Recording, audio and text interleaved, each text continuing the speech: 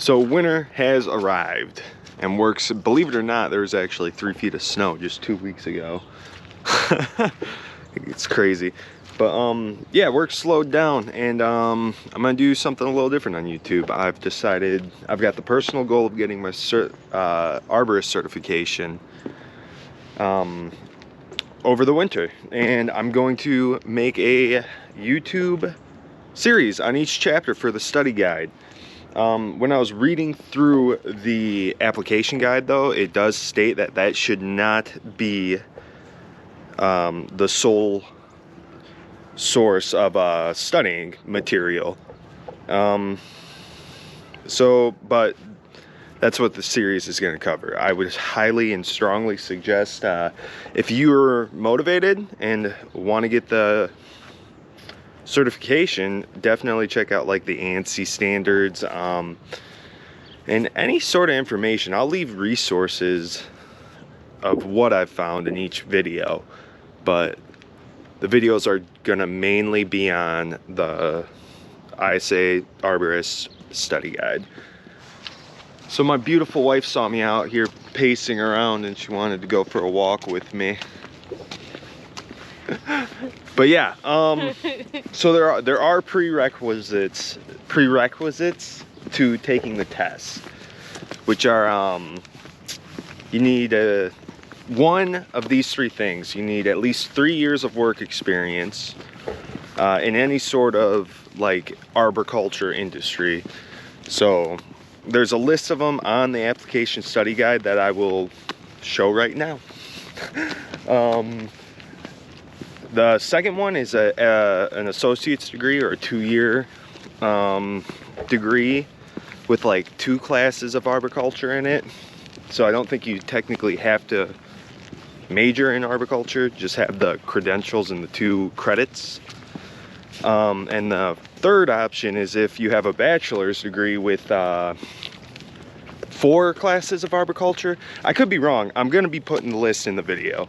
But yeah, a bachelor's degree and 1 year of work experience. It's real. I have a question. Okay, what's your question? So what is the point of getting the arborist license? Is it a license? It's a certification. Certification versus just working like in the tree field. Like, what is the perk of actually getting this license? So there's a couple.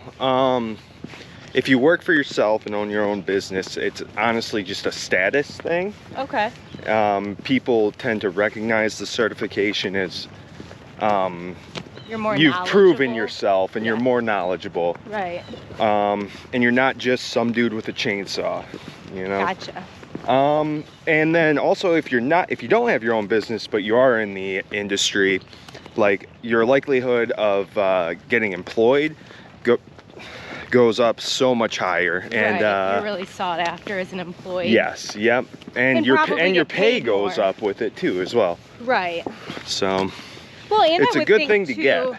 It would prevent a lot of problems just with the knowledge. Well, absolutely, knowledge is power, and in this line of work, like you know, you need to execute with perfection most of the time. The chances of like when something goes wrong, it's a big thing. Like, it's a big problem. Odds are, yes. Or are there a lot of small problems? There can be a lot of small problems, but yeah. If something small could go wrong and cause a very big problem. So I guess, like, what you're saying is, it could prevent a lot of problems, and most people probably learn from experience. Yeah. But a lot of the big problems you don't want to learn from experience. Exactly. You want to know going in. That's very well said. Aww. All right, so you might be thinking, how do I provide proof of employment? And that is actually on the application guide, but I'm going to give them to you right now. So if you weren't working for yourself and working for another company, the ISA will need the contact information of your employer, a list of your job responsibilities, dates of employment, and the employer's signature. And Obviously, your employer will provide that for them. So if you're self-employed, they're gonna need your personal contact info, a list of your job responsibilities and what your business does, dates that you have been working, and customer experience. So they want to hear from your customers. Yeah. So it's actually, from what I'm reading, doesn't seem too hard to obtain. If you do meet the prerequisites, this is what the application process is going to look like. First, you go to the ISA website and you create an account and click on the My ISA dashboard. The application should be there. You fill it out, you send it in, and you wait for it to be approved. Once approved, you'll be given the choice between a computer exam or a written exam.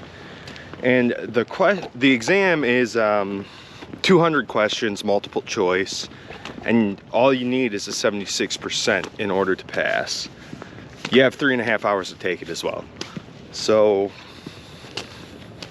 go get it. Good luck. Good luck. And we'll have chapter 1 out before you know it.